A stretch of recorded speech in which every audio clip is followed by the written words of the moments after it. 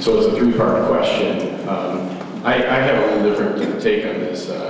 I'm a firm believer in the Second Amendment. The Second Amendment really focuses on liberty and freedom. Yeah, it's about guns. The reality, our founding fathers thought it was important to bring in this principle, felt that it was really important for the individual to have the right to keep and bear arms. And I don't really agree with the permitting process. I do not like government involved in anything that I'm involved in if I'm a law-abiding citizen. And guns are one of those areas where, you know, the government wants to reach in further and further into our homes, and that's just a spot where they feel like that, oh, there might be a problem, and children might get killed, or something might happen. Well, far more children are killed from drowning in swimming pools in the backyard than they are from discharging of guns. I was down at Virginia Tech, or right near there, right near the campus when that happened. And I'll tell you, you can say that we shouldn't have guns in schools. I totally disagree with that. I don't think the gun boards make any sense. Obviously, as we move along as a society we develop, the efficiency of being able to get a permit from the state, that makes sense.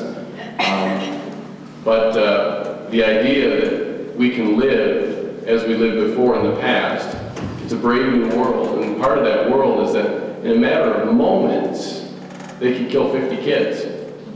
And somebody that walks into a building looking at gun-free zone, who's that for?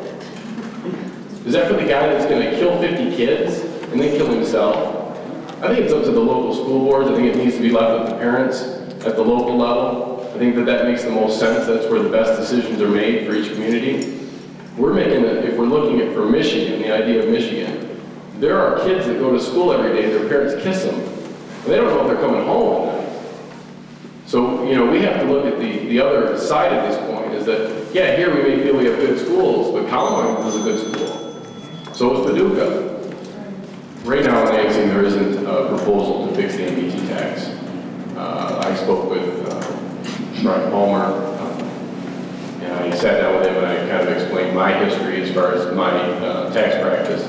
I focus mainly on regulatory problems with the Internal Revenue Service in the state of Michigan. So basically people that have tax problems or estate planning issues, that's kind of the stuff that I do. And so I have basically a lot of time that I spend with IRS agents and also folks with the state of Michigan. And the problem you run into is that in Lansing, there isn't anything to correct the MBT tax. The MBT tax is essentially a production tax.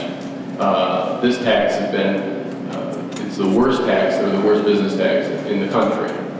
And we have to deal with that issue. The state shouldn't be in the business of offering incentives to this group and incentives to that group and picking winners and losers. That's not really their business. What your job is to decide which candidate really has an understanding of the economic struggles, who's qualified to read through a 100-page bill and determine from a few sentences here or there whether or not it's going to stimulate and fix the economic trouble or not. Because that's the only issue in this election. I mean, this is the 900-pound gorilla in the room, and we have to get this train back on the track. So if we're going to talk about what Michigan needs or what Lapeer County needs, it's leadership in Lansing that's conservative, that can bring a voice, that understands the economic trouble, and has a plan to fix it.